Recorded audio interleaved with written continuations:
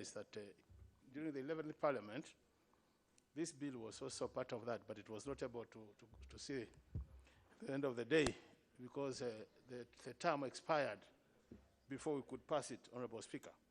So, Honorable Speaker, when you look at the object of this bill, it is to ensure that there is a centralized kind of coordination of disasters in this country. And my colleagues have mentioned quite a number of disasters which have happened in this country.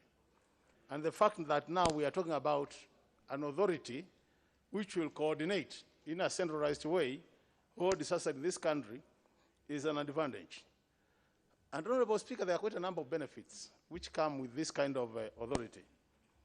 The first one, Honorable Speaker, is that there will be quick response to disaster when it happens in this country. Honorable Speaker, we have experiences and examples in this country where the whole issue of response to disaster has taken so long that at the end of the day, you end up losing lives, Honorable Speaker. And I think now with this authority, it will be like a one-stop center, whereby you just reporting or getting there, then action will be taken without wasting a lot of time. And this is good for the country. The second benefit, which will come with this authority, Honorable Speaker, is the issue of management of resources. Honorable Speaker, this country has so much in terms of resources, public resources, which are scattered all over different institutions. And in that case, it becomes very difficult to know how much is available and how it can be applied. And with this authority, Honorable Speaker, what will happen now, we'll be able to know how much is available at any point, so that even when it comes to application of those resources, there's fairness. We have seen situations, Honorable Speaker, where I remember during about 2 years ago, the heavy rains caused some people to lose their house either through demolition or others through earthquakes and all that. And some people were able to get new houses constructed for them, while others got nothing. And you know, when this happens in this country, Honorable Speaker, then some people start feeling they are less of a Kenyan than others. With this authority now, it will be possible to ensure that there is fairness when it comes to issues of disaster. And every Kenyan will have a sense of belonging in terms of, Honorable Speaker, benefiting from these funds, which are for disaster. And at the same time, Honorable Speaker, there are also a lot of resources in other organizations like the NGOs, the Red Cross. There are also resources under KDF, Honorable Speaker. And to me, I think so long as these resources are coordinated in a centralized way, then it's a good benefit. The third important matter, Honorable Speaker, is the issue of what we call disaster early warning monitoring system. You know, Honorable Speaker, if we are able to monitor and get these early warnings, then we can reduce the issues of disaster.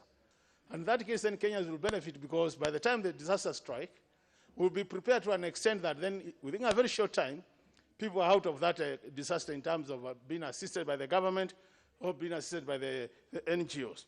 So even as we look at this bill, Honorable Speaker, I want really to urge my colleagues that we really fast track this bill so that before the end of this term of this Parliament again, Honorable Speaker, that we don't get this bill then also disappearing again and restarting in the 13th Parliament. If we do that, we'll have done a good thing for Kenyans and we'll be assisting this country. As I conclude, Honorable Speaker, then generally, the issue of disaster in this country. You know, Honorable Speaker, is like every year we have a disaster in this country.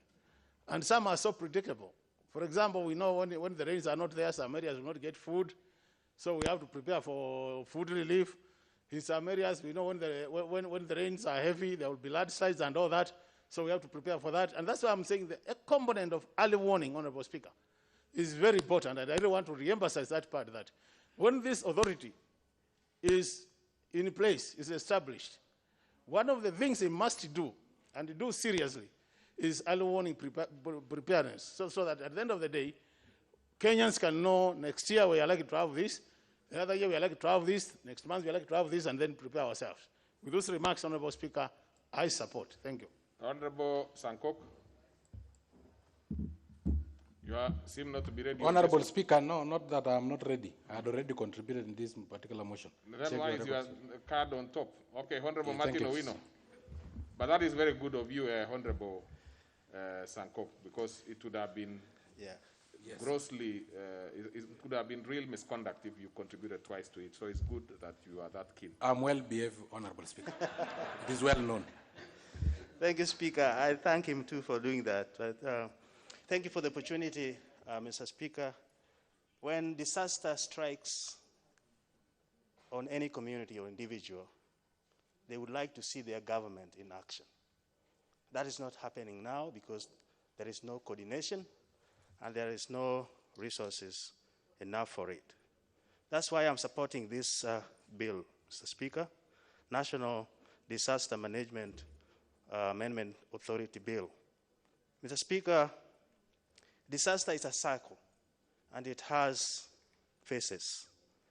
Phase one is response, which other colleagues have talked about. It's very key when you appear as a government to any area troubled by disaster.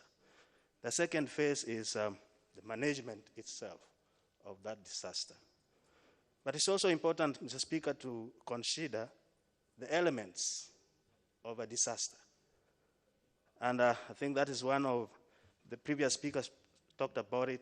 One of them is the warnings, evacuation, search and rescue, assistance, assessment of damages, compensations, and support. And lastly, which is very important in that element line, Mr. Speaker, is the prevention part of it, which is usually referred to as disaster preparedness. Mr. Speaker, when we are establishing this authority, I think one of the elements which is important to be established with it is the research division, so that we know how disaster evolve here and how they can be prevented. The object of this bill speaks it all, to establish centralized system and also the control and coordination. Mr. Speaker, as we speak here, I'm from the Lake region, and we are losing a lot of people from capsized boats because there's no one to respond. No speedboat which is coordinated to respond. In my constituency, there is a river which is notoriously hosting alligators and crocodiles. And Mr. Speaker, you can find that when there is strike and a person is taken out of us, we only have local divers with no equipment at all. And Mr. Speaker, people can camp there for 2 weeks or more looking for their loved one. And no government face at all. At least you can get Red Cross coming. But all these are happening because we are not coordinated. We have not put resources to this. The other element which I think we should look into when this bill comes to operation is the element of funding. So, Speaker, we are in the era of program-based and itemized budget.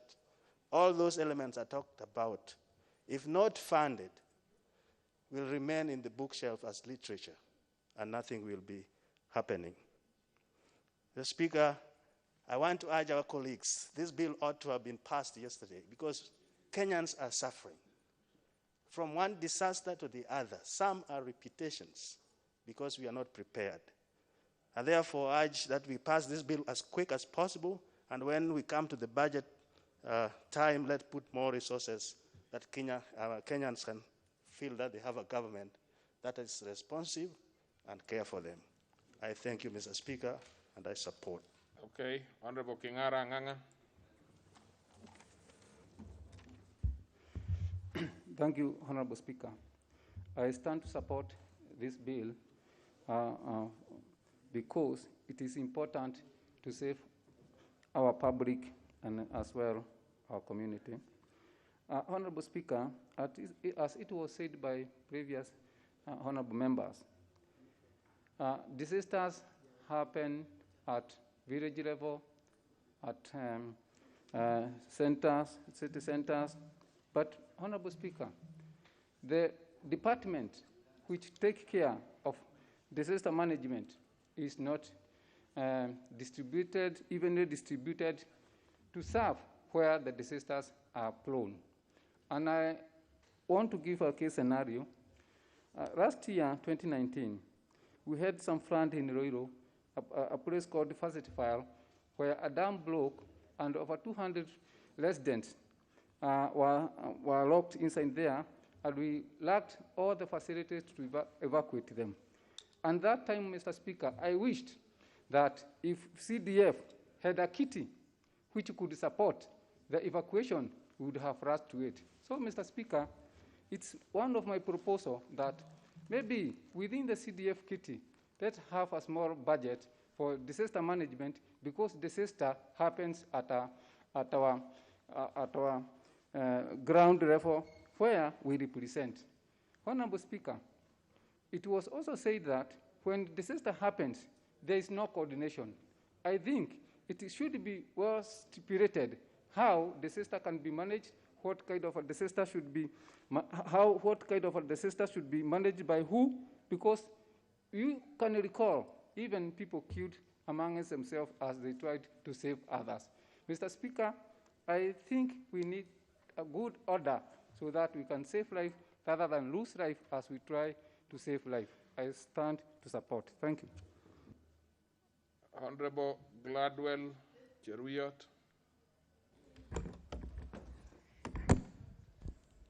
Thank you, Mr. Speaker. I think this bill is very timely, and considering what is happening in Baringo, that is in the knowledge of everyone in this country, we have lost a lot of property in terms of crops, schools, homes, hospitals, to the expanding Lake Baringo. And as we are speaking, Madam Speaker, the challenges that the people are undergoing right now, it has taken forever to really get the necessary assistance because we haven't been having this authority. We know very well we've had a disaster management department, which has not been very responsive to these disasters that are happening. And not looking at Baringo alone, countrywide we have so many things that happen without people's plans. We have landslides, we have accidents, we have so many other natural things that happen. Mr. Speaker, as we are speaking, Baringo County, the lower part, that is Baringo South, where we have 15 schools submerged in the water. It is a real-time disaster because even as schools open, we don't know where those children are going. As much as we are seeing the ministers traveled down there, and even today the devolution minister is there, but this is something which has happened some months ago that ought to have been really looked at and handled so that by now we should be knowing where our children are going. So, Madam Speaker, the truth of the matter is we want this authority to come and sort these issues that really affect our people on day-to-day lives. We also have animals, wildlife, destroying crops, killing people, and channel to report those things becoming a hassle. And many other people in this country have never gotten the right compensation or the right attention to these disasters that happen to them. So, Madam Speaker, to me, I look at this bill that is even it is overdue. It ought to have come sometimes earlier. But now that it has come now, it is only prudent for this House to really do what is necessary for this bill to come and serve the nation so that these disasters or Kenyans feel like they are in a country where where leaders are really concerned about what happened with them day in, day out. So, Madam Speaker, I'm in real support of this bill, and we wish that it passes as fast as possible so that even before we go for the next term of this Parliament, we have this bill functioning so that we'll be able to serve our people as they may require, being the taxpayers in this country. Thank you, Madam Speaker. I truly support. Very well. All the members who are coming into the chamber, and those who are also leaving, please let us do it in more civilized way, as we call it, the decorum part of it of the parliament. Let me have the member for Marakwet East, the Honorable Bowen Gongo. Thank you, Madam Speaker, for giving me this opportunity to support this bill. And Mr. Speaker, I want to thank the Honorable Ichung'wah for proposing this bill. Madam Speaker, the colleagues who have spoken before me have talked a lot about the disaster management in the country. And these disasters, Madam Speaker, has been happening a long time immemorial, and it's still happening today in some parts of the country. And we know, Madam Speaker, that in the near future we will have many of them. Madam Speaker, some say almost 2-3 months ago, to 6 months ago, we had a serious disaster at West Pokot, which affected across to Marakwet. You can imagine, Madam Speaker, we have a disaster management unit in the office of the President. The Cabinet Secretary then flew up to Kitale and decided to come back to say the place is inaccessible, and he came back. Madam Speaker, myself, together with members of Parliament from West Pokot and LK Marakwet, we were able to access the site, and it was terrible. In my constituency up to today, Madam Speaker, we lost 26 people. Up to today, we have not traced. The government came for 2 days, and then they called off the operations. So with the enactment of this bill, Madam Speaker, is going to be a very important authority, Madam Speaker, which is able to coordinate the disaster management across the country. Honorable Member for Marakwet East, we really appreciate your very good contribution. But from where we are and where you are sat, please, can you put on your mask? I know you're looking very handsome without. Very handsome without it. But for the purpose of the COVID, members. Madam Speaker, now my handsomeness will be overtaken by this mask. Now, yes, but we must protect the other members.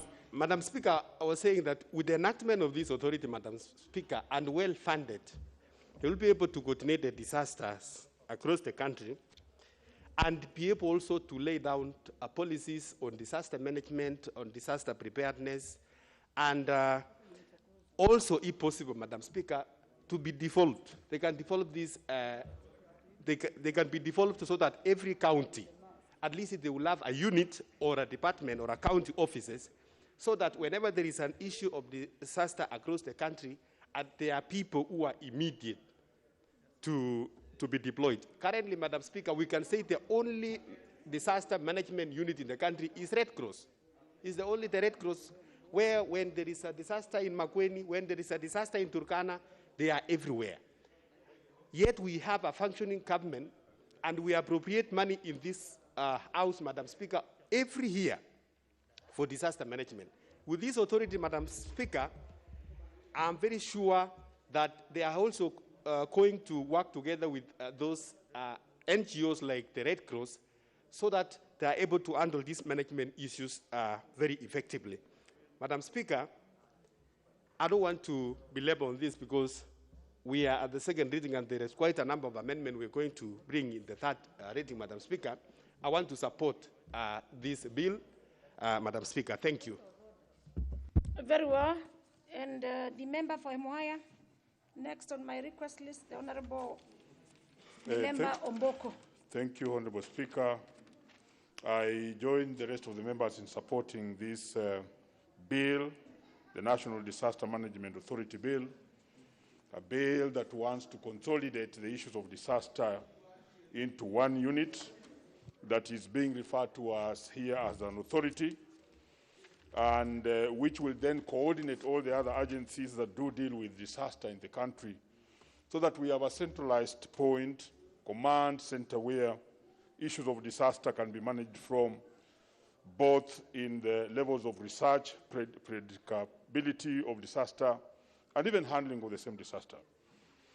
Madam Speaker, I want to say that this bill is quite good and it's quite comprehensive because it touches on several items that, among others, includes the establishment of the authority itself, then the functions of the authority, and even the powers of the authority that will be managing disaster. And that one is handled very well in clauses 3 to 21. Honorable Speaker, the bill also handles what is very important to me and what should be important to all Kenyans, and this is the financing of this particular authority, so that we know where the money and how to finance the authority that's dealing with disaster in the country, and always regulate whether it is underfinanced or overfinanced. And furthermore, it even talks about how this authority will also be audited so that we can know how the monies that are always passed by this parliament, appropriated by this parliament to disaster management, are actually used. The bill further talks about the roles of the authority at the county level and the role of this authority at the national level. And this should also go a long way to remove any sort of confusion or competition during disaster. I also hope, Honorable Speaker, that as we enhance this bill, we shall be able to enhance the authority so that we widen and see all sorts of disasters that we do have. Currently, we have all sorts of disasters, though very few are mentioned here, but even school stampedes, like what we had in Kakamega, dam collapse, like what we saw in the Rift Valley, fires. Yesterday, Musingu High School was on fire, and nobody knew what to go to do, and nobody really who to go there. In many situations, Honorable Speaker, we do send, or people just go there to witness and see.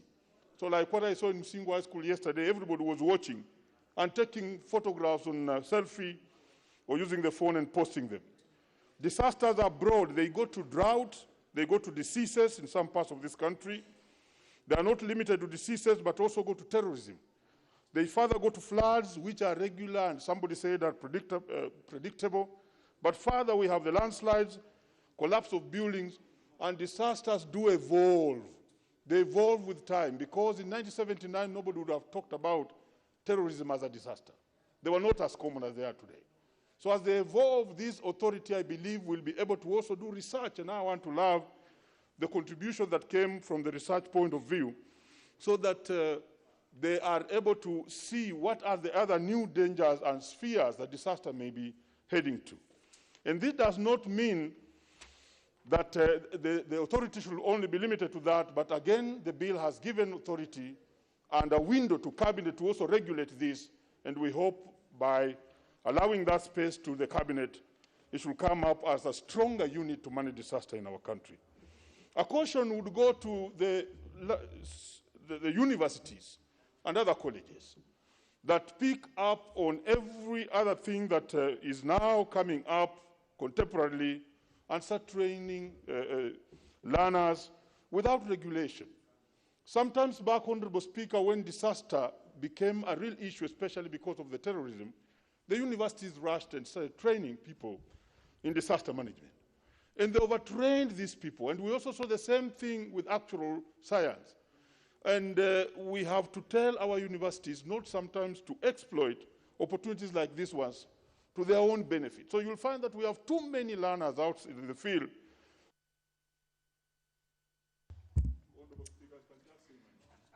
You want to say you? You've already finished. Yeah, let's hear what he has to say. You want to say your name? Thank you, Honorable Speaker, for giving me this opportunity to contribute, and I support. Very well. Yeah, very important for him to say he supports, because it's a house of debate. Members, let me have the member for Nafaholo, also a leader in the House, the Honorable Wangwe Emmanuel. Thank you, Honorable Speaker. Madam Speaker, allow me to also add my voice on this very, very good bill by the Honorable Ichungwa. Honorable Speaker, the name Ichungwa sometimes is difficult to pronounce. We call it Ichungwa or Ichungwa, but he has done a very wonderful bill. Honorable Speaker, the bill proposes that a National Disaster Management Authority be established. And Honorable Speaker, this authority will coordinate and control response to disasters. Honorable Speaker, I rise to support because Navajo constituency in this year, during the floods, Honorable Speaker, for the first time, we encountered the flooding of River Nzoia, whereby so many houses, Honorable Speaker, were swept away, people were rendered homeless, and Honorable Speaker, they could not run anywhere else other than the office of the Member of Parliament. Honorable Wankwe. Yes. Yeah, I think I'll take care of you.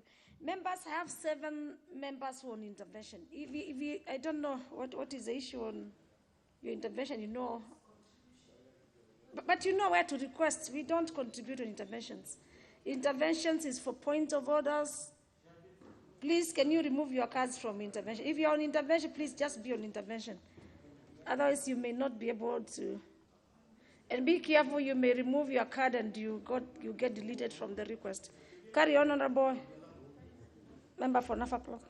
Thank you, Madam Speaker. And Madam Speaker, I hope you'll compensate me for that 1 minute lost.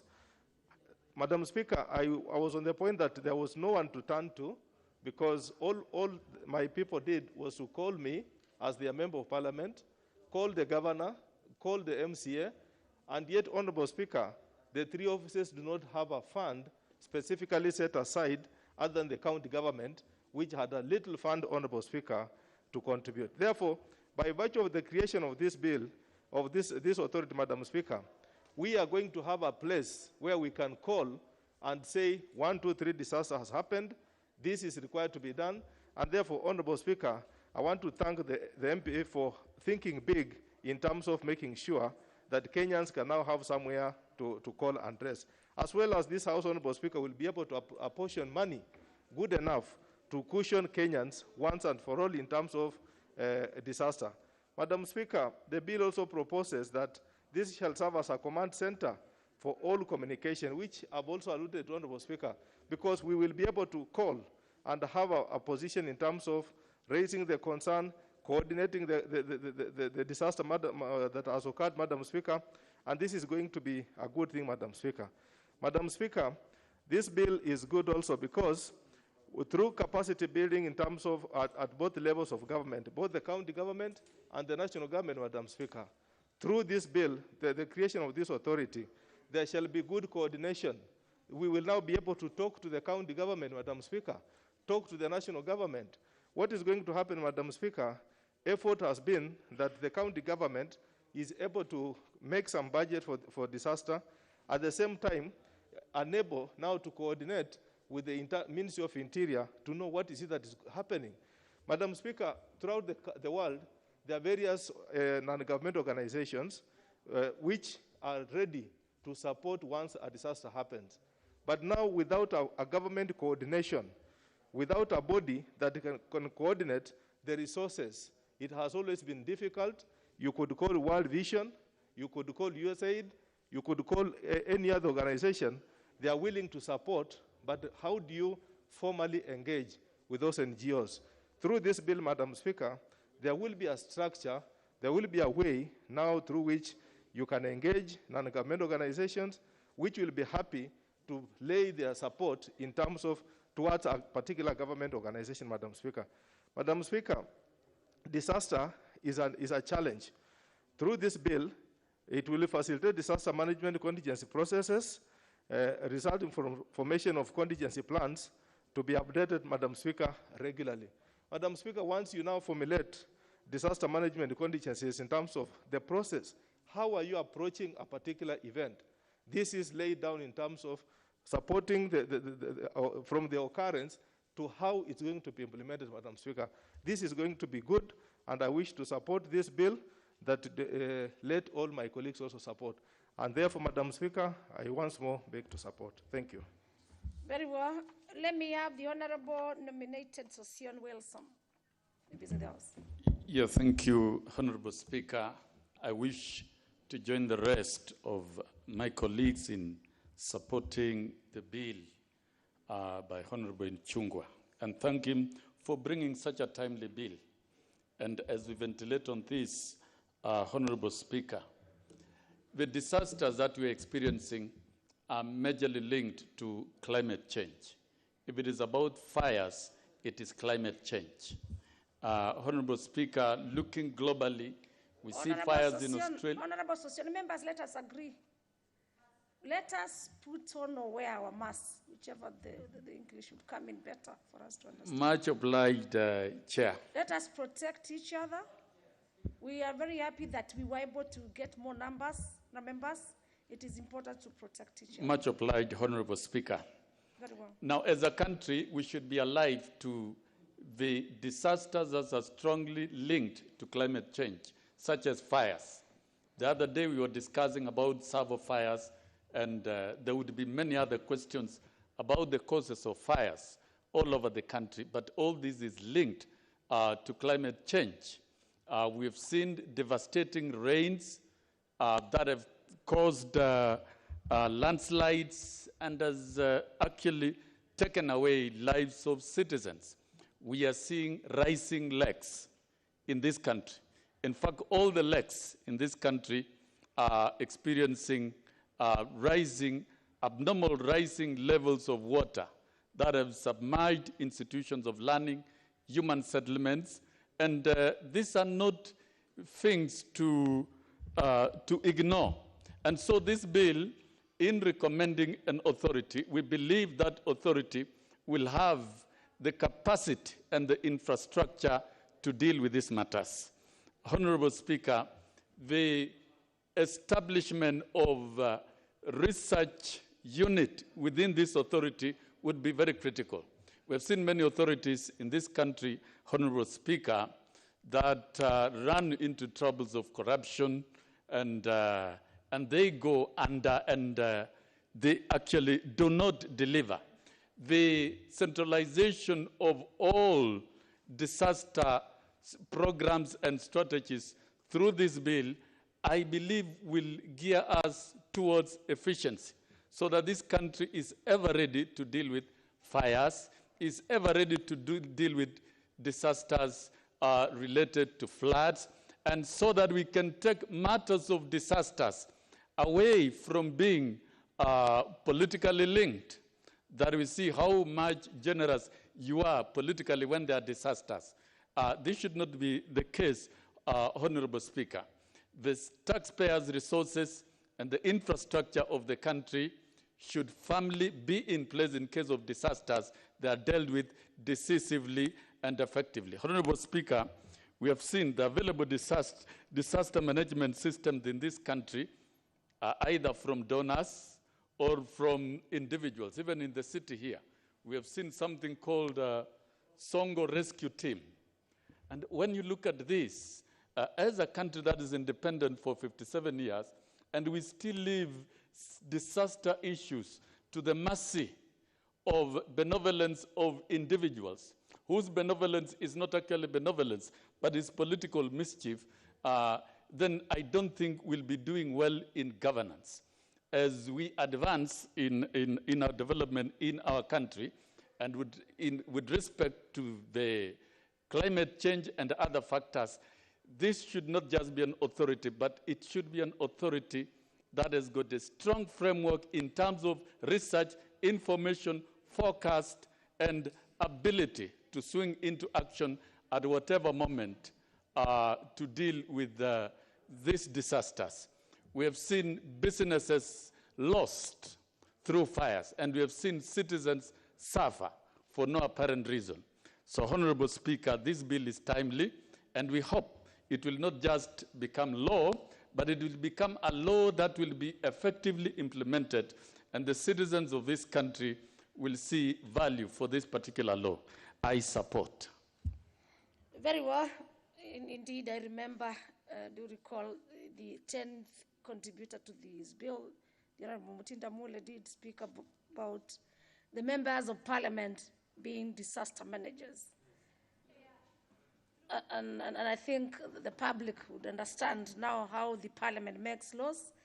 And the members who are coming in, we are on the National Disaster Management Authority Bill, National Assembly Bill number 10 of 2019 by the Honorable Kimani Ichung'wah, MP, second reading. The member for Bomachoge Borabu, Honorable Gutu Abel, next on my request list.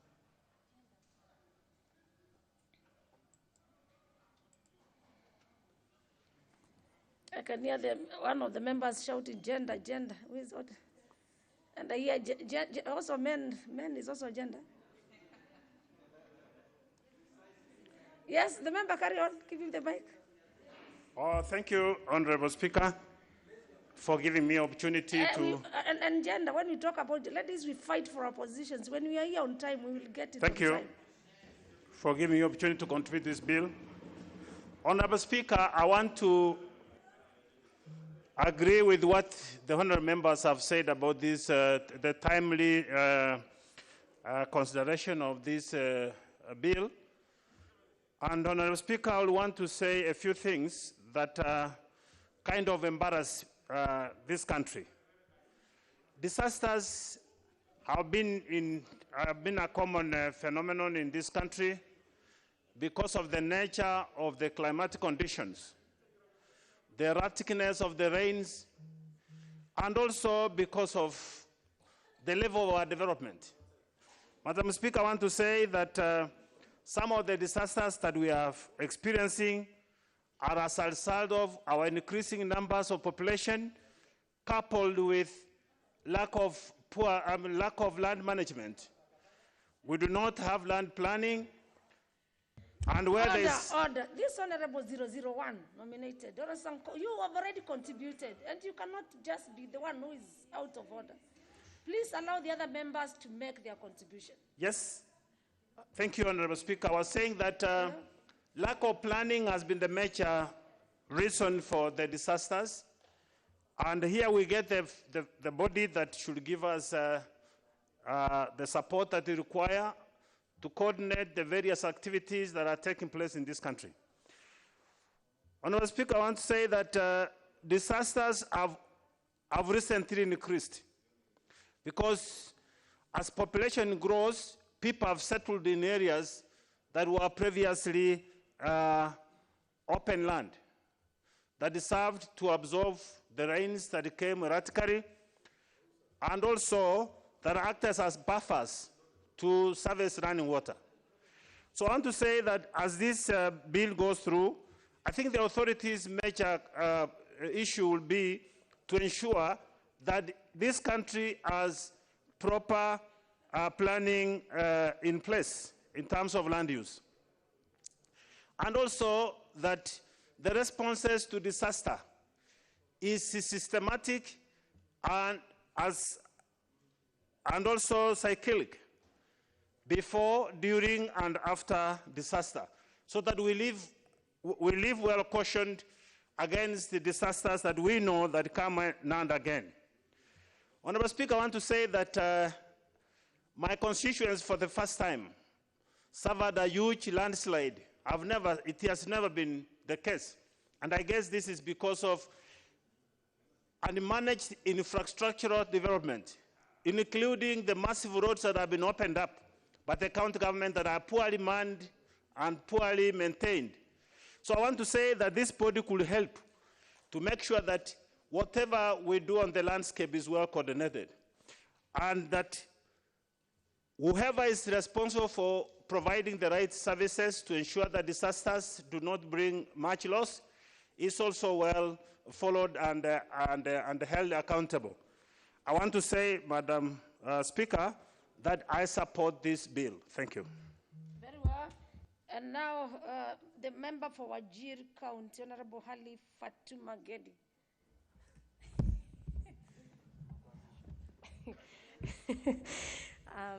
Thank you, Madam Speaker, for the opportunity. And from the onset, Madam Speaker, I want to thank Honorable Ishungwa for this wonderful bill, the National Disaster Management Authority Bill. Madam Speaker, this bill is so dear to many of us. The reason being, from the region I come from, Madam Speaker, which was badly hit as a result of the disaster, and more so the county I come from, and the constituency that the Mheshimiwa Abdisalam is here, which was badly affected. Properties and families were affected, And secondly, Madam Speaker, it is also so dear to me because we lost 2 young men in the terror attack, Dusit 2, Madam Speaker, which they also come from my county and more so from my constituency. And I think it is a great opportunity, and this bill is timely, Madam Speaker, because we don't have the fairness in dealing with disasters in this country. We concentrate on some areas more than others. And Madam Speaker, you know, disaster has no religion. Disaster has, you know, it doesn't know religion, nor does it know communities. Disaster is a disaster. So what is important, Madam Speaker, is when dealing with disaster, it must be equal. We should not concentrate on regions and leave others, and leave communities. And Madam Speaker, there are institutions that have really mismanaged disasters. We have NGOs, and I heard members talk about NGOs. We have NGOs, but we need accountability on NGOs that we have in this country. They've turned to become activists. And yet, there are serious issues like disasters that are before us. Madam Speaker, as I thank the member who brought this bill, I know what we need is proper monitoring and evaluation of systems. That one now will deal with the issues that we members have from our counties and our constituencies. Madam Speaker, also what we need and what is very important is the body to control and manage disaster management. Madam Speaker. Madam Speaker, we have a National Disaster Management Authority that, as members of parliament, that are the institutions that could not provide or stand when we have such a disasters. Instead, they are focusing on things that are not even priority, like cross-border meetings. You know, we need to deal with priorities, Madam Speaker. So, Madam Speaker, with that, I support, and I want to support, Madam Speaker, the bill. And as members of the parliament, please let us also take on these institutions that have failed at this country, Madam Speaker. And previously, Madam Speaker, we saw Red Cross. They have been doing a good job under the leadership of the former CEO. But since then, we have not. No, I will not add you. 1 minute, I will be breaking the rules of the House. Honorable Osoti Godfrey. Thank you, Madam Speaker, for the opportunity also to support this bill. From the onset, Madam Speaker, I want to thank the member who has brought this bill and say there is some good level of thinking in this bill from Honorable Kimani Ichung'wah, and how I wish that this good thinking can be made use of instead of tangatangering, which in English, Madam Speaker, it means moving around without a name. But that aside, Madam Speaker, this bill is good, but a bit of amendments needs to be done to it. There is an intervention by the Honorable Member from Bumula, Honorable Mabonga Mwambu. Thank you, Honorable Speaker. It's a point of order, Madam Speaker. And what is out of order, and future members will be citing from our standing orders. Let me hear from you. Madam Speaker, I'm on point of order because of the language Honorable members used. The language? Yeah.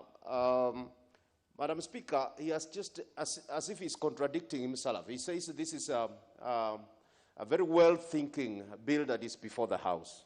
And yet again, he's accusing the same member who has brought the bill before the House, who is not even present right now, that is tangatangering. Oh, I had not seen him. A person who is tangatangering cannot reason to this level. So those What is, claims. Honorable Mambu, unless you understand what's tangatangering, that is not the language we want to apply here. Tangatangering, which he said, which means what? Moving around. Moving around. Order, members, order. I do not want to be part and parcel of what your language outside the parliament. The parliament, we know the procedure of this also. Also, it did say, and I can even refer to you from that this is a good bill, which we need to look into it instead of. I did not even hear you mention the Honorable Chief. Then let me hear from the member from the owner of the bill. Yes, Honorable Chungwa. You can see you also on intervention. Give him the mic. And please, members, let us be able to say which standing order we are violating before I make a. Give him the mic.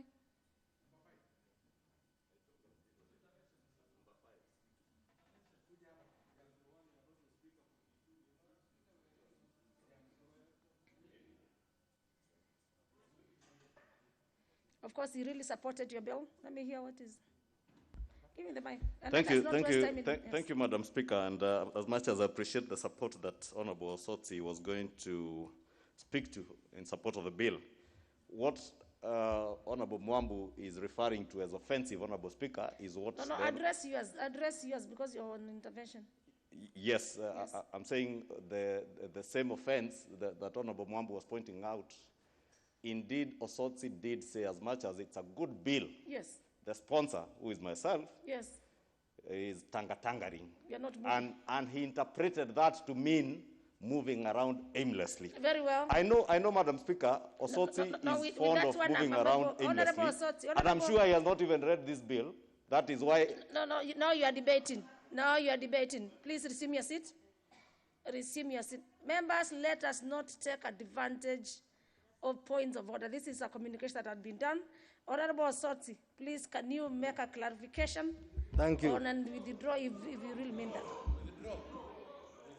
Thank you, Madam Speaker, yes, for the opportunity to continue. All the members, I'll roll members out. You are making noise. Actually, it's not procedural. Let the member make his contribution. Thank you, Madam Speaker. Madam Speaker. Yes. I only explained what that word means. And all along our friends have made us to believe that that is their name. So I don't see any offense. Please, honorable member, we do not want to get into that business. Madam Speaker, as I was saying, there are a few amendments which... Honorable Osotsi, please, can you just refer to Honorable Ichungwa and we move on? Yeah, the mover of the motion, who is Honorable Ichungwa, as I was saying, there is some very good thinking that he has put into this bill. So the bill is tangatangering? So please, can you just address him and move on? Madam Speaker, my reference to the word tangatangering, yes, I explain what it means. And that reference was not meant to demean Honorable Ichungwa. And if it demeaned Honorable Ichungwa, Madam Speaker, I will withdraw. Move on. So I continue, Madam Speaker, that I said that some amendments needs to be done on this bill, especially on the composition of the board, which it proposes 13 members. And we know that Mwongozo guideline provides for 9 members. So I think in the committee of the whole House, we will need to bring amendments so that we can improve on the composition of the board. And also, the board is full of government officials. I think it's also important to bring in stakeholders who understand the subject of disaster management. Madam Speaker, the other thing I want to address is that in this country, when we talk about disaster management, we look at disaster management from the perspective of its effect on the humans. But we also need to think about disaster management from the perspective of the effect on non-humans. I am saying that because we have other disasters which may not have an immediate effect on the humans, but may have a long-term effect on the economy or long-term effect on the human in the future. So I think one of the things that need to be considered is an effective and proper definition of the word disaster management, which should be put in the bill so that we go beyond just issues of risk prevention, mitigation, preparedness, rapid response, recovery, and such. In modern world, people are thinking about business continuity management, that in case of a disaster, how long does it take for us to continue with our normal processes? I think that is something. That is what you pay for when you are irrelevant. Other members, I will not add you more time, Honorable Soti. And you know why. As a matter of procedure of this house, let us plan our points, members. Let us be, you know, you did pass in this house that debate, we will be having 5 minutes debate on this. So for every other member will be debating on this, please plan very well for your 5 minutes. If you allow interventions, that will be at your costs. And again, members, I will not be privy to your debate outside this chamber. As a speaker, I will not allow. Please make your contributions. In our own standing orders, we have what we call relevance, and I will rule you out of order if you'll be irrelevant. We are doing our 3rd or 4th year in this parliament. The ones who are doing their first term, the ones like us who are doing the second, we're doing our 8th year. Remember, it's always good to observe our own rules. Very well, let me have the member for Turkana. Thank you, Honorable Speaker. From the onset, I wish to support this bill and thank Honorable Ishungwa for this very critical bill. Honorable Speaker, it is important to handle all disasters from a central place or institution, especially in this age where human destruction of the ecosystems and other anthropogenic activities have resulted in harsh climatic variations, which have also resulted in disasters. Many of the disasters, namely fires, floods, droughts, even conflicts, because they are resource-based, are really from climate change. Honorable Speaker, NGOs and other actors have really, other goodwill or well-wishers have really taken advantage sometimes. And even government institutions that have been tasked with interventions on disasters have done and have hazard jobs, have actually used that as a cash cow to get money for uses that are not the ones that are meant for. Honorable Speaker, we have NDMA now, that's the National Drought Management Authority, which is seriously underfunded. It's only handling droughts, including early warning and resultant famine and water shortage. Honorable Speaker, I hope when we come up with this disaster management authority, it's not going to face the same hurdles as NDMA is facing. Honorable Speaker, this bill is well structured. It's going to do awareness. It's going to undertake early warning, to do research and documentation, to coordinate responses, even capacity build, both levels of government, the county and the national level. And I'm sure at the 3rd stage, we are going to introduce some amendments. I particularly am interested in climate change and climate-induced vulnerability being incorporated in this. Although we have a climate change council in the presidency, I think this authority will be well placed to handle some of the climate change effects. And even although the definition of disaster is done, I think we also need to be very specific on the on the disasters that this authority will handle. Honorable Speaker, with those few remarks, I wish to support. Thank you. Very well. That's what we call relevance. Let me have the member, Honorable Okello. The Honorable Jared Okello, MP. Yes, Honorable Member for Kilifi. You don't need to move up and down. 84. It was Madam Speaker, I thank you very much for this. this opportunity, and on the same breath, I thank my brother, Honorable Kimani Chungwa. He understands we are very good friends, and the rest is history, for coming up with the National Disaster Management Authority Bill. I've read the bill keenly, the opening, the body, and the ending. It is about mitigation and responsiveness. And Madam Speaker, it is true that disasters are as old as humankind. For us who read the Bible, where I derive my discipline, and like some of us here, the disasters have always been there. You know, you read of the Noah's Ark and what orchestrated the setting up of the Ark. And Madam Speaker, I'm only perturbed to the extent that each time there are fire outbreaks, for instance, in the United States or in Australia, you see big planes dropping water from the skies to address the calamity. In Kenya, just 2 weeks ago, we had disaster at Tsavo East National Park, where fires engulfed the entire park. And we could literally see people holding twigs to fight fires. And it took a long time for the fires to go off. So we need better responses when it comes to the disasters that we have. I come from Nyando constituency, and it is the constituency that I represent. Even now as we speak, we have had the Lake Victoria bulging out and reclaiming its former land. 10 of my schools are submerged in water, marooned. Even though schools have reopened, these 10 schools are still closed to date.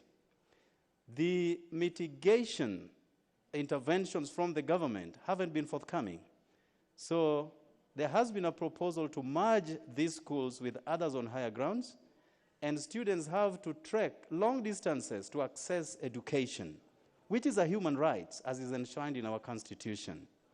So this body, authority, which is yet to be established, courtesy of this bill, I believe will be able to address some of these gaps that we periodically experience within this nation. Madam Speaker, when fires engulf places like Tsavo East, flora and fauna are subjected to destruction. And this is a country that heavily relies on tourism as its number 2 earner for our revenues. So what does that therefore mean? That if this continues, then our country will have a tourism sector dead. And that really portends great danger to the people of this great nation. The people who are employed in the tourism sector cannot be properly underscored. And therefore, we really need this body like yesterday to help us address some of these issues. And Madam Speaker, drawing a tangent from your statement, all these members of parliament have become disaster managers. Even roles that are meant to be played by the county governments, it is the members of parliament who are the first port of call during such disasters. And we do not have answers because we do not have provision for handling disasters in our CDF kit, if that is anything to go by. So we contend with so much, and we are judged so harshly at the end of the day that I think we really need an authority which will be responsible for emerging disasters. Of course, we give HECO to Red Cross that has done a splendid job each time there is a disaster in this country. But this is not a government entity. This is a private entity. So you have a private entity coming in to rescue the citizens of this country, yet our taxes don't go to Red Cross. Therefore, we think, just like my brother Kimani Chungwa has thought, that this authority will adequately address the issues that bedevil the disasters in this country. And for that, I support and I thank you, Madam Speaker. Very well, and thank you for reading the Bible. But I'm sure every other member is also reading the Bible and the Quran. The honorable member for Kilifi, representative of the people of Kilifi North. Okay. Honorable Mbaya, yeah. Thank you, Chair. My name is Baya with a B. I want to B-A-Y-A, not Mbaya, which belongs to Meru, Baya, which belongs to the Giriama. Okay, I want to say this on the outset. One, disaster preparedness is very important, and I want to thank Honorable Kimani Ichung'wah for this bill. That what we fail mostly is to prepare for disasters. Disasters will come, but preparedness. So this bill, I hope, will be able to take care of this. As we move to the third reading, I'm sure we will also look deeply into preparedness. But I want to say this. Last Friday, I attended a funeral in Lamu, Peketoni, specifically. A young man by the name Mark Kamau, at 14 years, who is the age of my daughter, had drowned at sea. If you look at the circumstances, when the eulogy was being read, it was said that the uncle, the brother to the father, had also drowned at the same place some time ago. Many other people in Lamu, the Amu, it's called the Amu Beach, have continued to drown in that area, even when government is actually aware this is a dangerous place. But we lost a young man that everybody eulogized as potential, but his life was lost at sea. If you come to Kilifi, my constituency, there's a place where every year, when freshers come to Pwani University, we'll have 2-3 people drown at sea. At a place where everybody else knows that this is a dangerous place.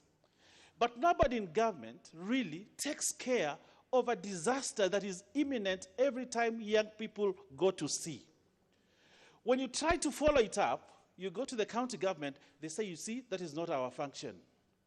You go to the national government, they say, you see, this is not our function. I remember at the funeral in Lamu, there was ping pong between the county government of Lamu and the national government. But I hope this bill that Kimani Ichung'wah is bringing will prevent that. Many people get lost at sea because we do not have this authority. What the people of Kilifi and the people of Lamu require is a few people, officers, to stand at that place or put signposts to say, please do not go to this place. Because they say, in Kiswahili, they say it's a mlango for the sea. So the water in those two places are dangerous. But they want some people to be there who will save lives. They want divers there. So when you see a child is having problems, you dive in and save the life. They want some boats there to be able to go on a rescue mission. But let me told in this house that that day when Mark drowned in Lamu, it took an hour before a boat came from Lamu town, which is several kilometers from that place. And yet, the government authorities know that is a dangerous place. But nothing happens. Today, our roads are a source of disaster. Very recently, we saw what happened in Kilifi where, several cars, there's a pile-up at a place that everybody knows this is a black spot, that lives are likely to be lost here. But nobody's taking, the coup to know we need to prevent disaster. These are the simple things that, 1 life, 2 lives, 3 lives, 4 lives getting lost. Kenyans are getting lost on the road. The lives of Kenyans are getting lost on the roads. Buildings. We have had disasters in this country because buildings have collapsed. What we need to do, Madam Speaker, is to ensure that we have an authority that can prevent disaster in the management of disaster. And that way, we will save the lives of many Kenyans whose lives are snuffed off, young lives are snuffed off, not because of anything else, but because of responsibility and because we don't have structure. And I thank the Honorable Ichung'wah that today, and as we move to the third reading, this bill will pass, which I support, to ensure that Kenyans' lives are spared of disaster by ensuring that we are prepared for disaster and we can prevent disaster. Thank you, Madam Speaker. Very well. Honourable members, at exactly 12:09, I will be calling upon the mover to reply. Since we will have already done with our 2.5 hours as a resolution that we had passed in the House. The Honourable Member for Kitui South, you can have your 1 minute or 2 minutes. Then let me have, yes, the member for Wajir. The member for Wajir. Honourable members, we have 21 requests list to speak to this. And now that I actually have one, the member for Wajir North, Ibrahim Maslam, give me the mic. Is the one next on my request list? Thank you, Madam Speaker. Madam Speaker, I think I was the former regional manager for, 1 minute, just be careful. The former regional manager for Red Cross Northern Kenya, and I was so much involved in disaster-related issues. And to support this bill, Madam Speaker, as we are speaking, the National Drought Management Authority is already doing the same function that is captured in this bill. The only difference is that as we are speaking, they are dealing with slow onset disasters like drought, and we only need to expand their mandate so that they can deal both with slow onset disasters and rapid onset disasters, like the fire outbreak and all we are talking about. As we are speaking, they are already involved in issues of coordination of response, building capacities of staffs that are involved in response. Of course, being the command centers for different interventions that is provided in different areas, coordinating of response between two levels of government and as well between the two levels of government and other non-state actors. They also provide already issues of early warning, timely early warnings that is really helping. And of course, monitoring and evaluations of the different response by different actors. Now your time is over. Honourable members, this is a house of procedure. I know I have 19 members who wanted to speak to this. And because, again, I said, since we are the ones who have passed resolution in this house, including the member like Sam, you are the next, but I cannot break the rules of the house now. Let me call upon the mover to reply.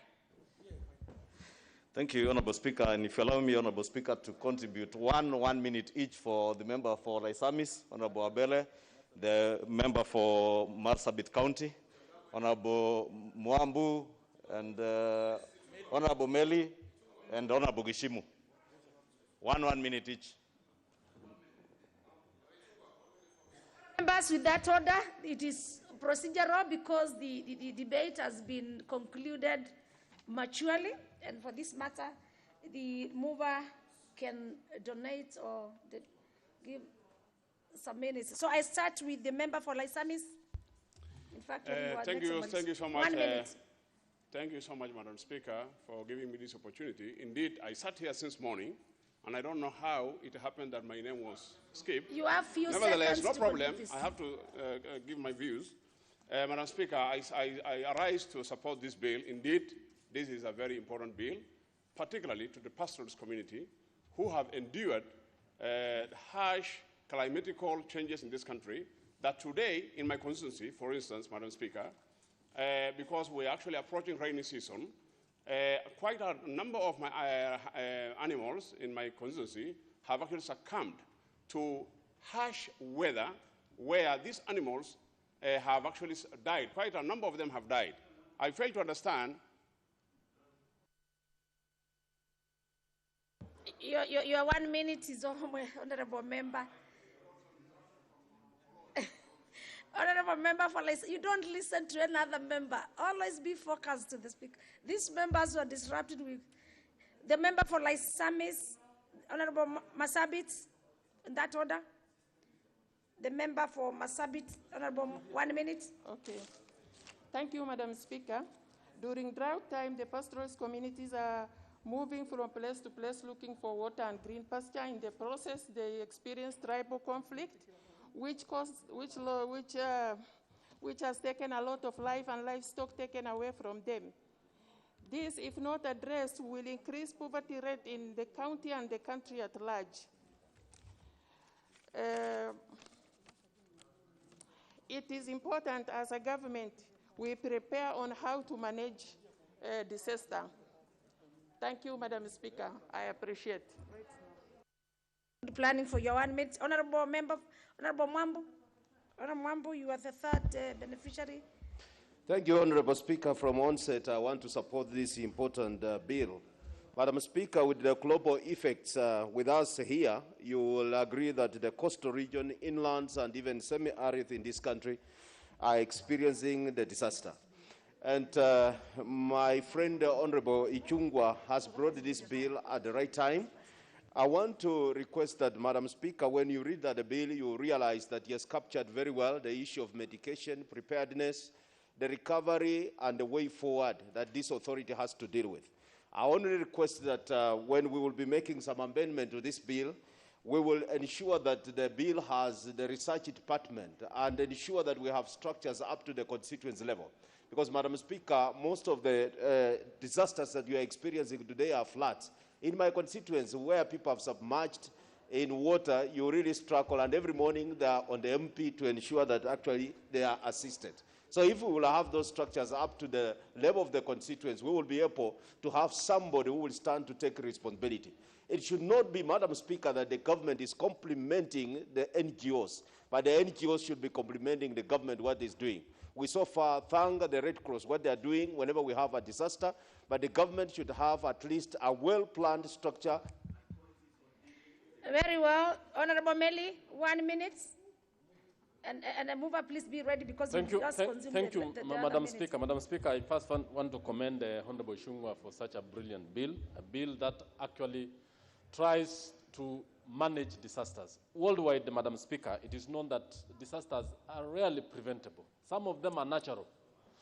The fact that some of the pangs of disasters can be reduced by very good coordinated management. Even the tsunamis in Southeast Asia, even the earthquakes that happens in Europe, Madam Speaker, their effects have actually been so much reduced by a well-organized disaster management system. And every organization, that is what itself, Madam Speaker, is supposed to have a well-legislated, a well-structured, a well-managed disaster management system. This bill tries to bring the Kenyan government and even our society into the modern way of managing disasters. It has actually looked at the county government, it has looked at the national government, it has gone down to the local level. What can the local people do to manage disasters?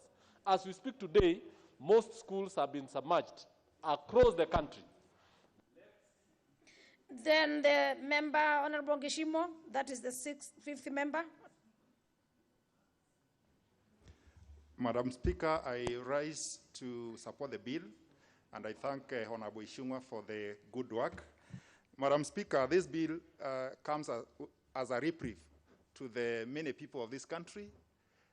Disasters have no boundaries, so it is meant to benefit the entire country.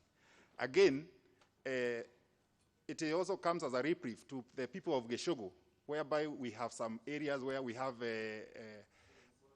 we have hills and landslides are actually experienced in my constituency. So it will come at a right time when they will require assistance from this National Disaster Management Authority. I support. You support. The last one is a member for Changamwe that has been pronounced by the beneficiary. And the mover, you have actually 2 minutes. Plan. Nashukuru sana Mheshimiwa Spika. Jambo muhimu katika bill hii ni kwamba mtu anapofikwa na maafa anahitaji msaada wakati ule ambao amefikwa na yale maafa. Ikiwa atafikiwa kwa kuchelewa, then itakuwa hakuna faida sana. Na kwa hivyo hii bill, namshukuru sana ndugu yangu Ichungwa kwa sababu tuna matatizo mengi. Saa hii kwangu kumechomeka nyumba 4 na hakuna mtu anayeangaliwa isipokuwa ni mheshimiwa mbunge. Kwa hivyo ni jambo ambalo ni muhimu sana, na pengine hata mioto kama hii ya hapa Kariakoo ambao kila mara inatokea itaweza kuondoka kwa sababu itakuwa imeangaliwa, research imefanywa, sababu gani mambo haya yanatokea na mambo kama haya pia vile vile. Na ningeomba pia vile vile Mheshimiwa Spika. Yes. All members, this is a House of Rules and Procedure. You had been doing 1 minute. The mover always asks 10 minutes to reply. And in fact, it's like we were short. So the mover, please, 2 minutes, you do your reply. Thank you, Honorable Speaker. And let me just take this opportunity to thank members, because all the speakers who have spoken to this bill have all been in support, and also take this opportunity to ask my two good friends, the Honorable Senator for Makueni and Senator for Nairobi, Honorable Sakaja and Honorable Mutula Jr., who had a similar bill in the Senate, that if we pass this bill and it goes to the Senate, they do help to push it through, and this bill becomes a reality within the life of this session of both houses. Honorable Speaker, a number of issues have been mentioned, especially issues to do with research. I think Honorable Okello did touch on it, and a number of other members, including Honorable Mwambu. And if you read Clause 5 of this bill, Honorable Speaker, it creates a provision where you document, publish, and disseminate all relevant disaster management data and information to all stakeholders. And therefore, Honorable Speaker, there is an opportunity that this bill, as it is, could also be used by the authority to provide for ways and means through which research can be done on disaster management. Honorable Speaker, the coordination, many members have spoken to the issue of coordination, is important. But more importantly, Honorable Speaker, is the fact that this bill, we shall be funding this authority from this, appropriating money from this House, Honorable Speaker. And therefore, the issues of accountability and proper coordination within government of disaster management will be well taken care of. But more importantly, Honorable Speaker, is the question of accountability. Who is accountable and who do we hold to account whenever and wherever there is a disaster? You had the cases where in Marakwet, Honorable Speaker, sometime last year or early this year, even the Cabinet Secretary in charge of Interior would purport not to be able to access areas. We therefore have an authority that we can hold to account, people that we can specifically hold to account for their inactions or actions or acts of commission or omission, Honorable Speaker. And with that, Honorable Speaker, let me once again thank members very much and request our colleagues in the other House to do support this bill. Apologies to Honorable Haika. I had hoped to, I don't know if, I had hoped she would get a minute. I think it passed your attention, Honorable Speaker. But I thank members and I do beg to reply. It passed you, did not pass me. Order, members, order. Order, Honorable, the tallest member in the House. Honorable Wanyama is too tall. Can you receive me a seat? You know, when he freezes, it's too tall. Very well, Honorable members. With that, I move to put the question, having confirmed that we have the requisite numbers. I put the question that the National Disaster Management Authority Bill, National Assembly Bill number 10 of 2019, be now read a second time. Honourable members, will as many as of the opinion say aye? Aye. And as many as of a contrary opinion say nay? Members, the ayes have it. Next. A bill for an act of parliament to provide for the establishment of the National Disaster Management Authority and for connected purposes. Order number 10, the Land Amendment Bill, National Assembly Bill number 54 of 2019, second reading. I invite the chairperson, Honorable Simon Kingara, MP, to move second reading. He is the owner of the bill, actually. The chairperson will speak later. He'll be having a priority to speak to this. The owner of the bill, the Honorable Simon Kingara, MP. Give him the mic to move the second reading. Can you use, yes, there you are. Thank you, Madam Speaker. Madam Speaker, I stand to beg you that I move the Land Amendment Bill, National Assembly Bill number 54 of 2019 for the second reading. Madam Speaker, the objective of this bill is to amend the Land Act number 6 of 2012 in order to provide that where public land has been allocated to public body or public institution by the National Land Commission for a public purpose, or where land set aside by persons or land-buying companies for a public purpose, the Registrar of Lands under the Land Registration Act 2012 shall issue a certificate of title in the name of the public body or public institution or the relevant ministry as the case may be. As it is presently, Madam Speaker, public land and land set aside for a public purpose by land buying companies continue to be grabbed by private persons, primarily because there exists no certificate of title issued in respect to such land. This bill, therefore, seeks to provide for registration of public land. Madam Speaker, the bill does not derogate legislative powers, neither does it limit fundamental rights and freedom. And Madam Speaker, it is also important to note that the enactment of this bill shall not caution additional expenditure of public fund.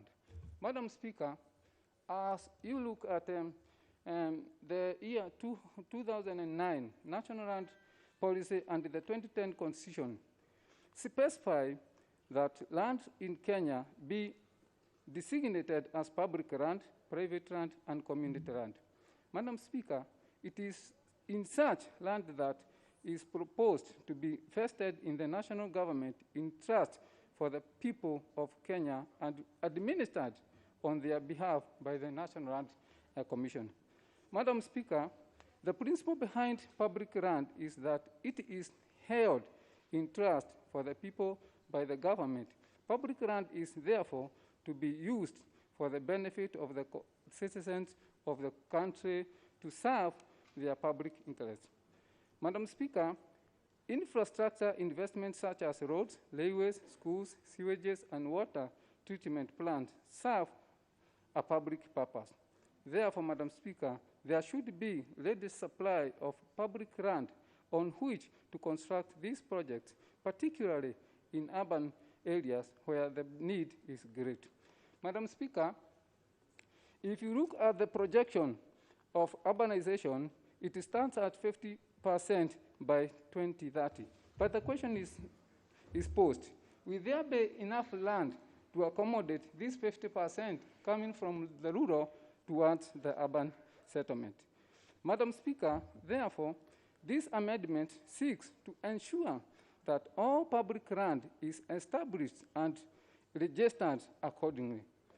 Madam Speaker, in Kenya today, public land is not readily available, mainly due to suboptimal public land management in the past. Poor public land management practice since back then have resulted in a situation in which much of the stock of public land has been lost to individual use. Honourable Member for Ruiru, even as you, please don't look like you are reading. No, sure. I know you're also referring. I'm referring. Yeah, so that at least it's too big to read. Yeah. And again, we don't read. We also Madam Speaker, yeah. as I continue, the government has an obligation to secure the land for public use. But, Madam Speaker, if that land is not secured with a document, actually it will be in vain. And if you look at what is happening today, Madam Speaker, Kenya law allows the government to exercise powers to get land from private through acquisition, which is allowed by the law. But unfortunately, Madam Speaker, if land is acquired by the government, then the same land is not locked, and the government takes too long to do the project which was intended. Eventually, the same land, Madam Speaker, is grabbed. And you find the same government, Madam Speaker, now go back and maybe repossess and buy the same land. And Madam Speaker, I want to give an example of what happened, like the Ruaraka school land. If you look at the history, Madam Speaker, you find that the government had acquired that land long ago. Unfortunately, Madam Speaker, even if the school was constructed, the same land was not locked. So far much later, other people came and produced documents and demanded the government to pay the same land which it had acquired. And that's notwithstanding, Madam Speaker. I take another case scenario of Loiro, where I come from, Muhoko Primary School. In those days of 1970, the land was standing at 74 acres. But now, as I stand as the area MP, the same land, Madam Speaker, is standing at 24. And remember, it is not yet locked. Imagine what will happen maybe tomorrow. But if, Madam Speaker, if the same land was locked at the beginning, you will find that we will secure enough land to do public utility. Madam Speaker, I want to quote the handbook for public school land defenders, which was done by the National Assembly 2020, under the name, and I quote, Shule Yangu Alliance Campaign. Madam Speaker, on this document, which is legitimate, and it was done in November 2019, it recorded that 2,354 operating public schools are set. Unfortunately, Madam Speaker, only 30% of the same schools which have got title deed or land document. Unfortunately, Madam Speaker, on the same case, the same book records that 4,000, it is serious, Madam Speaker, 4,100 schools have formally reported being at risk of being grabbed. You can imagine what we are talking of. How many kids are held by these pieces of land? Madam Speaker, it is not also altering well to our economy. And I also take a case scenario of what happened when there was demolition in Ilwai, where 1,500 people were led homeless, 5,000 residents also in Kariobangi just the other day. This was public land. Somebody sold the land to them, and unknowingly they bought. Now the government want to do development in the same land. Now they have to use the land. And the list is wrong, because you can remember what happened to UK, the Nakumat building, where it was sold to Rifari. Millions of money, sure to be precise, of 125 million, because it's on record, was lost. If that land was secured from day one, these losses wouldn't have been experienced by these people. Finally, Madam Speaker, when the land buying companies buy land, they are supposed to set aside 10% for public utility. And I also give another case, Tato Sete, which has turned to Sete, residents and industrial. It is standing on 15,000 acres. Assumably, they are supposed now to set aside 1,500 acres for public utility. Madam Speaker, if that land is not locked, after they sell and work on the legal land, they will start eating on the public land, which was set aside because it is not locked. So, Madam Speaker, this bill is to make sure that whatever is put as public land is locked from day one, so that it is set there until the demand or the usage of the land is realized. Madam Speaker, I wish that the honorable members in this House, including the Senate, support this bill so that we are able to lock our land and continue putting public utilities where it belongs and growing our country. In that march, Madam Speaker, I request the Chair of RAND, Dr.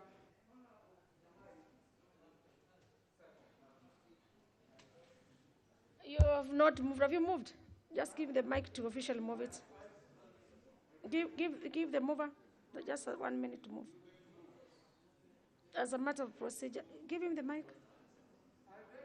Wait for the mic. This is a House of Answered.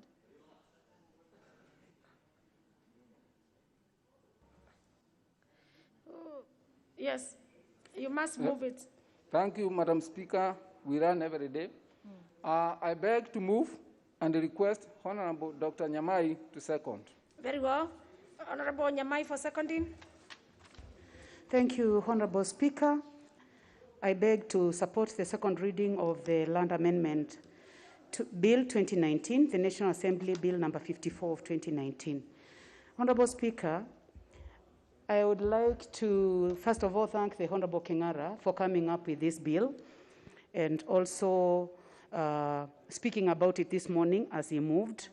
And I would like also to thank the members of the Parliamentary Committee on Lands for putting enough time to look at this bill, putting the report on the floor of the House within the right timelines, and also now that I am going to second on behalf of the committee. Honorable Speaker, allow me to start by saying that the Land Amendment Bill of 2019 is a very important piece of legislation as it seeks to deal with the menace of land grabbing in this country, which has become so rampant, as it has been said by the mover. I'm glad that the bill seeks to address this by ensuring that all public land is registered and titles are issued to the relevant authorities. Honorable Speaker, presently, most of the public land occupied by public utilities remains untitled, and this leaves these pieces of land open to grabbing in various parts of this country. Madam Speaker, as a committee, we had a chance to look at this bill together with the Honorable Kingara. That time he was a member of the Lands Committee. We looked at it close by close, and we found that it is an important piece of legislation, and we unanimously agreed that we need to stand together with him as our member. And that is exactly what we are doing today, even though he has moved out of this committee. Honorable Speaker, this bill does not just focus on public land, which is allocated by the National Land Commission. It also extends to land set aside for public purpose by land buying companies. So it will go beyond just public land, but also it goes also to matters to do with the land buying companies.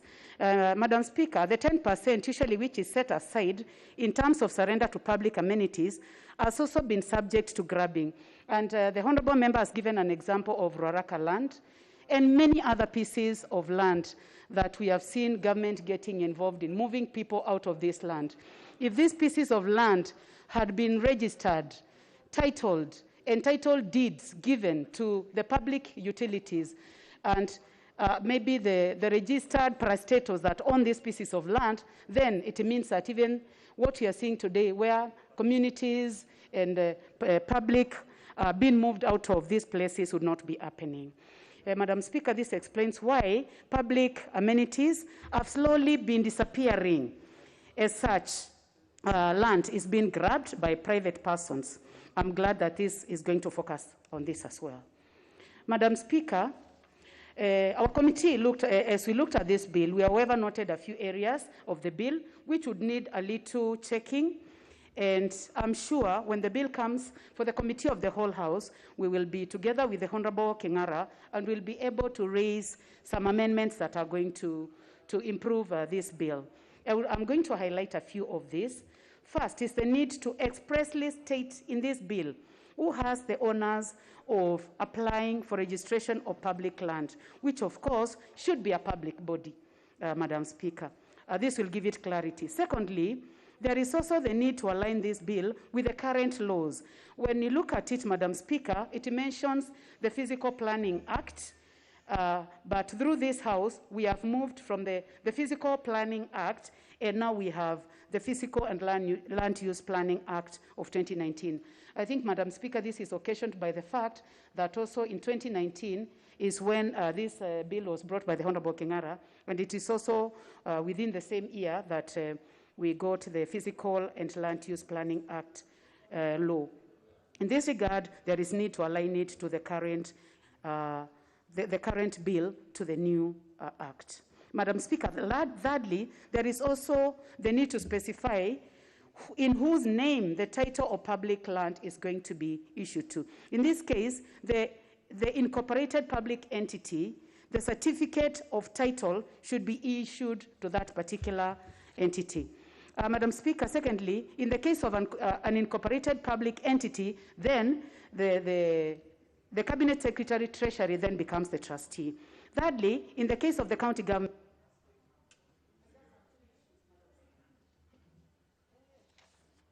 You've already seconded and you're on record. Members, we will not break our own rules. You did say you're seconding at the first. Members, with the bill having been moved and seconded, procedurally, I propose a question. No. RK, you don't do that. I would rather you remain there. I propose the question, which is the Land Amendment Bill, National Assembly Bill number 54 of 2019, be now read a second time. I give the first one to the member for Funyula. Honorable Oundo Ojiambo. Thank you, Honorable Speaker, for giving me the first opportunity after the mover and the proposer or the seconder to contribute on this amendment bill. Honorable Speaker, the issue of land matters have remained a motive and will remain a motive for many years to come because land is the only reservoir for wealth that many Kenyans know. And indeed, Honorable Speaker, after the inauguration of the new constitution, we moved ahead to consolidate the various acts of parliament relating to land matters into several, one or two, that were necessary following the Ndungu report, the Njonjo report, and other reports before then relating to land matters. I must take this opportunity to thank the mover or the proposer of the bill, Mr. Honorable Kingara, for bringing these amendments. Honorable Speaker, I'll quickly make mention to 2 or 3 that amendments have been proposed here, and I'm glad that the chair of the Lands Committee has pointed out some of the issues. Number 1, Honorable Speaker, on the issue of land grabbing of public land is essentially a case of failed management, failed due diligence, failed or inaction by the relevant parties. The Land Registration Act number 3 of 2012 does not at any way disbar or refuse to register public land. Failure to register public land is essentially a failure of the managers in charge of public land. Indeed, the amendment simply means we are telling the administrators, the ones in charge, please do your job. We did not have to have gotten to this level because it is obvious that once you have a parcel of land, it's incumbent upon you to have it registered. We, many of us, the MPs, are struggling with many of our schools that since independence and since the establishment, they have no titles. Disputes concerning land boundaries are common all over. Historical claims are common all over. We hope these amendments will compel the National Land Commission, will move the National Land Commission to expeditiously put in place mechanisms to have all public land registered, surveyed, demarcated, registered for purposes of preserving the same. Honorable Speaker, if you closely look at clause 13 and clause 14, clause 3, section 14 and 15 are a mere duplication. And I thought the mover will be listening, but fortunately the chair is listening. They are a mere duplication. Duplication in the sense that the ultimate end game of a registration process is to issue a title or a certificate of title. So essentially a duplication. Honorable Speaker, I would imagine that the bill was drafted before we passed the Land Use and Fiscal Planning Act of 2019. We do request that the mover of the committee will move with speed to align the same to the new legislative framework instead of referring to the Fiscal Planning Act of 1996 that has long been repealed. Finally, Honorable Speaker, clause 3, section 16 seems to be fairly vague. It's vague and unclear because ultimately the process is very clear. The issuance of the title is the ultimate end game. The Register of Title does not approve subdivision schemes. That is the responsibility of the Director of Survey. And the registrar cannot issue a title where there is no physical asset. So we hopefully, at the committee stage, we will make amendments to clarify the same. Honorable Speaker, I support, but with those remarks. Thank you. Very well. The member Ichungwa.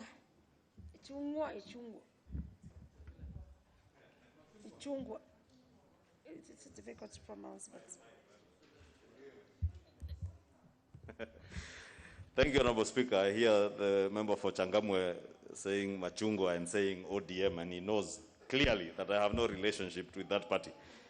It is Ishongwa. Ishungwa. Or The Ichungwa. Honorable Kimani Ishungwa. There is a Ngwa, not Ngoa. Members, please Honorable take note of Speaker, that. let me rise to support this bill by the member for Ruiru, the Honorable Simon Kingara. And it's a very important bill, Honorable Speaker, as mover has said and has also been said by the seconder and Honorable Odo, who has also spoken to it. Honorable Speaker, public land ideally ought to be vested in the hands of either, and that is the last point that the chair of the Lands Committee was going to make, either in the county governments or the then municipal authorities that existed, or in the hands of the permanent or the principal secretary in the National Treasury. And it is astounding, Honorable Speaker, that over the years, a lot of public land has been lost because this land ideally has not been titled and being vested either in the municipal or the county governments as it is today, or the principal secretary of the National Treasury. And the mover has clearly articulated the issue of the Ruaraka land scandal. And I don't know why we call it a scandal, because it was outright theft of public land, Honorable Speaker. And it's also shocking today that, Honorable Speaker, even after thieves who stole public land and forced government to lose over 1.8 billion shillings, before the Budget and Appropriations Committee stopped the further theft, and I was the chair then, so I speak with authority, because we did stop from the floor of this House a further payment of 1.5 billion shillings, which had already been paid, and those issues, Honorable Speaker, you know, under investigations, and I want to take this opportunity to ask the EACC. They know the thieves, they know who was paid, they have the audit trail of the money that was paid. They know the land that was bought by a cabinet secretary in Kiserian using money that came from the Ruaraka land scandal. They should not be taking us around in circles for 2-3 years, Honorable Speaker, purporting to be investigating what is otherwise common sense, and it's clear. And I think the mover of this bill has actually said it was clear that that land had been compensated, the original orders had been compensated, and it was not just the school. Even land that belonged to GSU there, land that had been compensated for construction of the outer ring intersection with the thicker superhighway, Honorable Speaker. And all this kind of theft, Honorable Speaker, can only be stemmed if we have a law that obligates government to title land, and it is vested either in the municipal authorities or the county governments, or in the hands of the principal secretary, National Treasury. So that if anyone, Honorable Speaker, wants to take over public land, at least even through a normal search, you're able to establish that indeed this is public land. Honorable Speaker, case in point, even where you come from, in the areas of Makueni. Remember what happened during the construction of SGR? A lot of land was acquired. Kenya Railways already had land along the existing corridor from Mombasa to Nairobi, but we spent billions, hundreds of billions, to pay and acquire new land from landowners, Honorable Speaker. But you'll be shocked that this land today is yet to be vested into Kenya Railways or the Principal Secretary of National Treasury. And therefore, tomorrow, if we want to do another public project, you may find the same owners being recompensated a second time. And that is what is happening even with our roads. The road corridors, Honorable Speaker, that you see being constructed, government goes out, acquires land. The land is never expropriated from the original titles. And the landowners, once the road has been constructed, even engage other third parties and sell part of what had been compensated. And you, as an innocent buyer, you come and acquire land that is on the front line next to a highway, not knowing that that land is already public land, Honorable Speaker. And therefore, it is important that this land is vested in government and title to ensure that even innocent buyers are not hoodwinked by unscrupulous people or former landowners, Honorable Speaker. And these cases are rampant, not just in roads, our public schools, but more importantly, Honorable Speaker, even where we appropriate or we subdivide land. And the member has mentioned the case of Tattoo City in Ruiru, Kiambu, in Kiambu County, Northland City, Honorable Speaker, in Kiambu also. How much land has Tattoo City? How much land has Northland City in Kiambu given to the government of Kenya as public land? And in whose hands is this land vested? We must ensure that the law is followed to the letter without regard as to who are the developers of these cities. It is the law, and the law is blind to whoever owns these cities. And public land must be vested in the hands of the public for public use. Because again, Honorable Speaker, we will find this land reverting back to the original owners and being resold. And therefore, Honorable Speaker, and that land is meant to establish schools, hospitals, and other public utilities. The same, Honorable Speaker, as I finish, with when you subdivide land and you must expand roads. Those roads that were 6 meters ought to be expanded at least by another 1.5 on either side to create a 9-meter corridor. The same is not being done, and I want to ask the chair of the Lands Committee to ensure that even as we go to the third reading, that is done. That where we subdivide land, even your own land, and you have 3 meters, 6 meters, Very well, Honorable Chungwa. You are very welcome to discuss with the chair and also the owner of the bill before we move to the third reading of your proposals. The member for Taita Taveta, Muzinki Munene. Honorable. Well, thank you, Mr. Speaker, for this opportunity to also contribute to this very important bill. And from the onset, I want to say, Madam Speaker, that I want to support this bill. Indeed, it's very critical.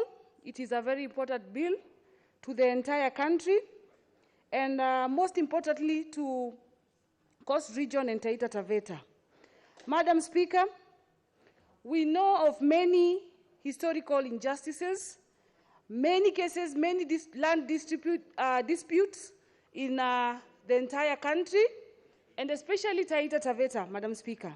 And therefore, I want to say, as I support this bill, I want to say that this is a wake-up call, and as we continue to discuss this, I wish that these amendments will go through so that the hope that we have in solving this dispute and this historical injustice may end.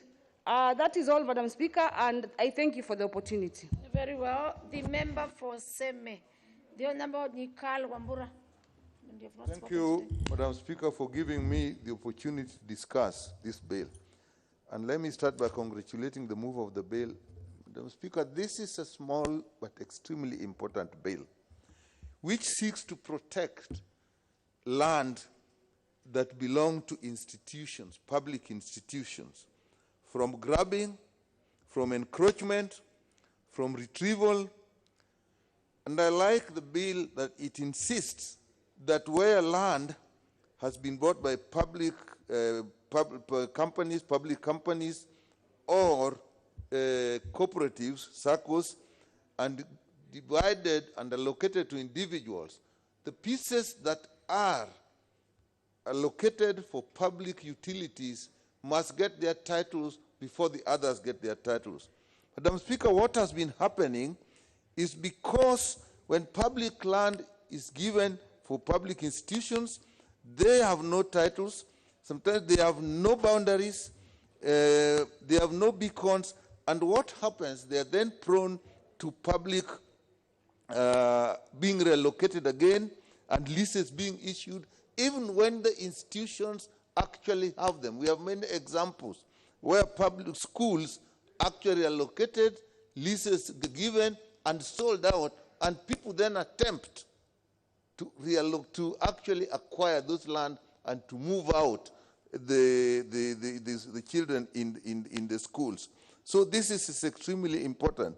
It's also important that even where people themselves have actually given out land. This is particularly important for schools, that they have given out land for schools.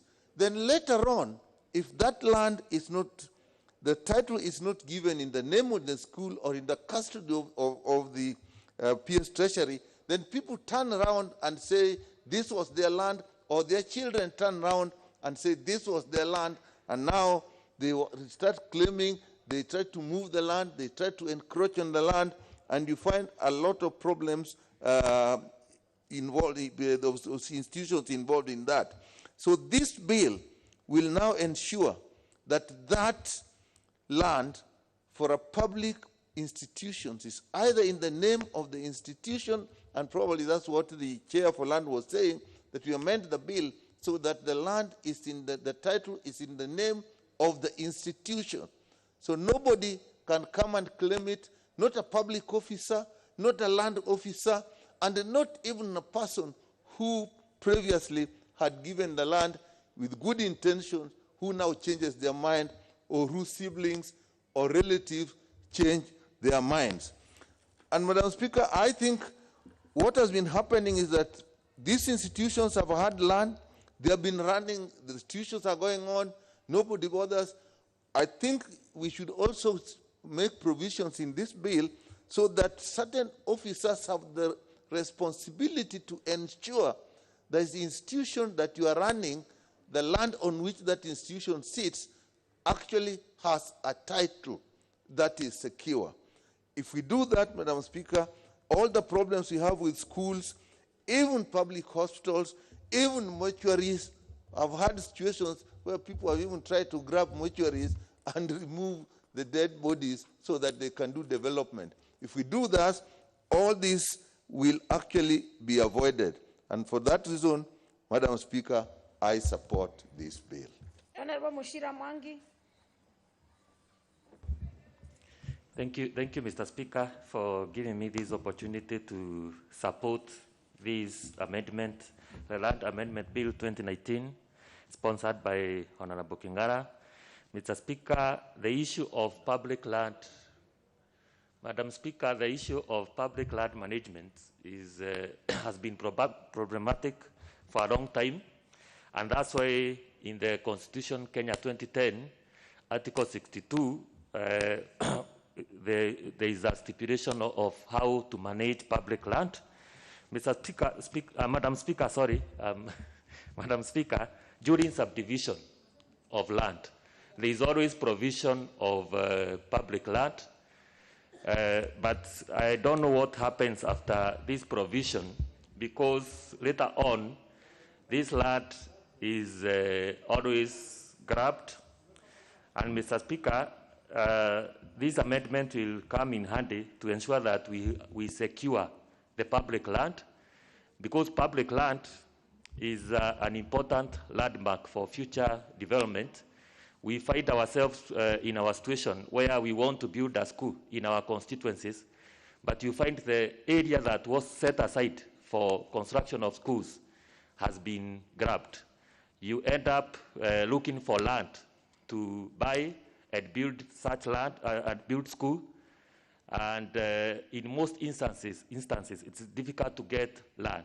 And where you get land, Madam Speaker, you find that it is quite expensive to purchase such land, and also this leads to loss of taxpayers' money, like it happened in Luaraka land. Madam Speaker, it is important to note that during demarcation of land, once the land is demarcated, we should ensure that the registrar, as the bill is stipulating, not only registers that land, but we also secure it to ensure that there is no invasion, either by maybe squatters or land grabbers. And we also need to put a mechanism of, we already have public land in our community, like schools, which are not registered. We need to start by registering those. We need to ensure that all public land have titles so that we avoid this land grabbing. I support Madam Speaker. Very well, and thank you for using your time well. The member for Kilifi North, Honorable Beya. Yeah. Thank you, Madam Speaker. I would like to support the bill, and this is a bill that passed through my committee, Committee of Lands, and I want to thank the chair and the mover for what they say. But I want to say this. One of the things that has happened, sometimes government buys land. And I have a case in my constituency in a place called Watamu, plot number 28, where government bought land to settle people. But this land was not registered. And because it was not registered and no title was issued, a private developer comes and actually goes to the Minister of Lands and changes the land and removes the caveat that was put by government and actually starts owning the land.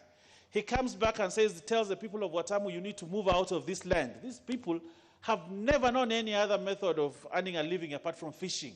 And they are next to the beach. Now you want to move them and settle them in the hinterland, the Bajuni community, which is known for fishing. Now they're being told you need to move and go into the farms. But government was generous enough to understand the economic activity of these people and therefore went out to buy the land. Now this land is gone. Why? Because there was no vesting of this land to the local people. So it is very important, as the chair said, and Ichungwa said, that land now needs to be invested, but to who? To the county government or to the national government treasury, so that we know who owns the land on behalf, or a registered group, so that the land does not hang. So we have a catastrophe in Watamu. Why? Because a whole heritage of people called Bajuni must be removed from their land because a private developer took advantage of that inaction by government, and now the land is gone. You have even land for dispensary, which government bought to construct a dispensary in the same area. But now someone has gone to court to say, bring down the dispensary. We have landing sites, which are actually public land.